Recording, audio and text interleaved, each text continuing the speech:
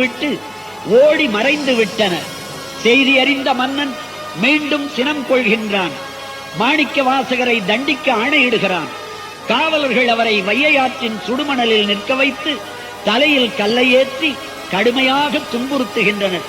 மணிவாசகர் இறைவன் திருவுருளை எண்ணுகின்றார். இறைவனும் அவருடைய துன்பத்தை போக்க திருவுள்ளம் கொள்கின்றான். வையையாற்றில் வெள்ளம் பெருக்கெடுக்கச் செய்கின்றான். வெள்ளம் மதுரை நகர் முழுவதும் பரவத் தொடங்குகிறது. மணிவாசகரை துன்புறுத்தியதன் விளைவுதான் இது என்று மன்னன் உணர்கின்றான். அவரை விடுவித்து மதுரையை காக்குமாறு வேண்டிக் கொள்கின்றான். மணிவாசகரும் இறைவனை வேண்டினார். வெள்ளம் சிறிது குறைந்ததே தவிர முற்றிலும் அடங்கிவிடவில்லை. மன்னன் மக்களையெல்லாம் அழைத்தான். ஆற்றின் கரையை அளவிட்டான், பங்கு பிரித்தான். ஒவ்வொருவரும் இவ்வளவு கரையை அடைத்திட வேண்டும் என்று ஆணையிட்டான். வந்தி என்று ஒரு மூதாட்டி, பிட்டு சுட்டு விற்று வாழும் ஒரு பெண், அவள் பங்கினை அடைக்க அவள் வீட்டில் யாரும் இல்லை.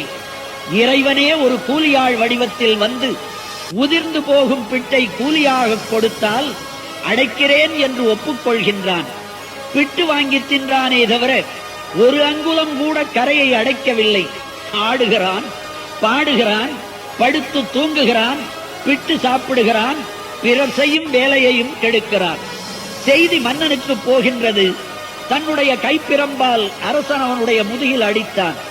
அந்த பிரம்படி அண்ட சராசர பொருள் அத்தனை மேலும் விழுந்தது. பாண்டிய மன்னன் உண்மையை உணர்ந்தான். மாணிக்க வாசகரை திருவடி தொட்டு வணங்கினான். என் அரசாட்சியையே ஏற்றுக்கொள்ளுங்கள் என்று பணிந்தான். மாணிக்க வாசகரோ, என்னை இறைவனுக்கு தொண்டு செய்ய அனுமதியுங்கள், இனியும் நான் பதவியில் இருக்க விரும்பவில்லை என்றார். மன்னனும் மனம் கனிந்து அனுப்பினான். மணிவாசகர் மீண்டும் திருப்பெருந்துறை சென்றார். குருநாதர், மாணிக்க வாசகரே, நீர் உத்தரகோசமங்கை சென்று எண்வகை சித்திகளையும் அடையுங்கள்.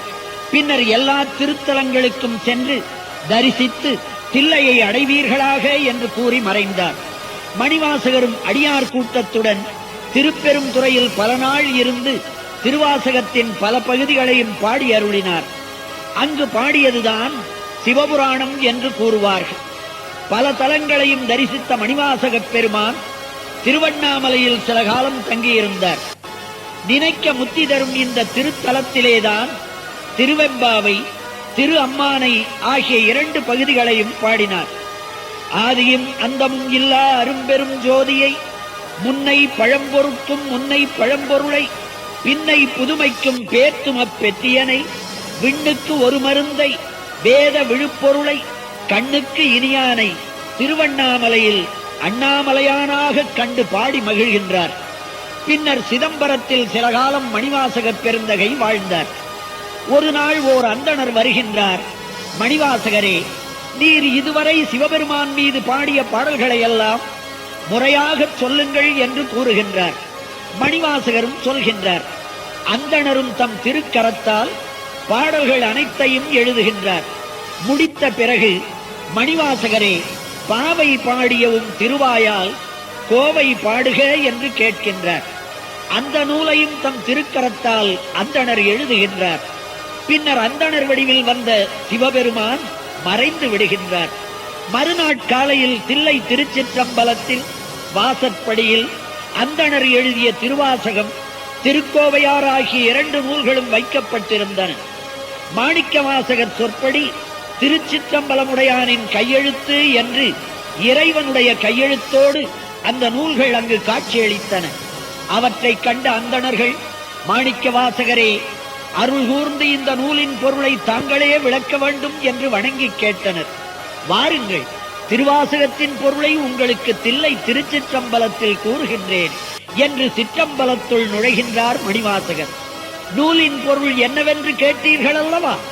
இதோ இங்கே எழுந்தருளி ஆனந்த தாண்டவம் ஆடிக்கொண்டிருக்கின்றானே, இந்த நடராஜ பெருமான் தான் இந்த நூலின் பொருள் என்று சுட்டிக்காட்டி அந்த சபையில் எல்லோரும் காண மறைந்து போனார் மணிவாசகப் பெருமான். மணிவாசகர் நடராஜ பெருமானின் திருவடிகளில் 2 கலந்து விடுகின்றார். இத்தகைய அருளாளர் பாடிய அருள் நூலின் முதற் பகுதிதான் சிவபுராணம். இது திருப்பெருந்துறையில் மணிவாசகரால் பாடப்பெற்றது. 95 வரிகளை கொண்ட சிவபுராணம் கல்மனத்தையும் கரை